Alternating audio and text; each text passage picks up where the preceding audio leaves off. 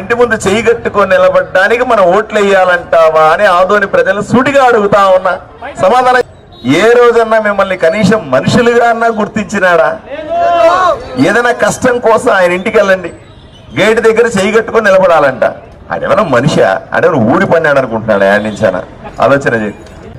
ఇప్పుడే సోదరుడు మల్లప్పన్న చాలా స్పష్టంగా చెప్పాడు, మేం చేస్తున్న పోరాటం మా కోసం కాదు, మేమందరూ కలిసికట్టి చేస్తున్న పోరాటం ఆదోని కోసం, ఆదోని ప్రజల కోసం, మీ అవసరాల కోసం. ఆదోనిలో ఒక్కసారి కాదు, 2 సార్లు కాదు, 3 సార్లు మనము ఎమ్మెల్యే సాయి ప్రసాద్ రెడ్డికి ఓటేశాం. ప్రజల్ని మోసం చేసినాడు, అందువల్ల మాకందరికి కోపం. ప్రజలకు ఖర్చు పెట్టమని, అంటే రోడ్లు వేయాలంటే డబ్బులు కావాలి, కుళాయిలు వేయాలంటే డబ్బులు కావాలి.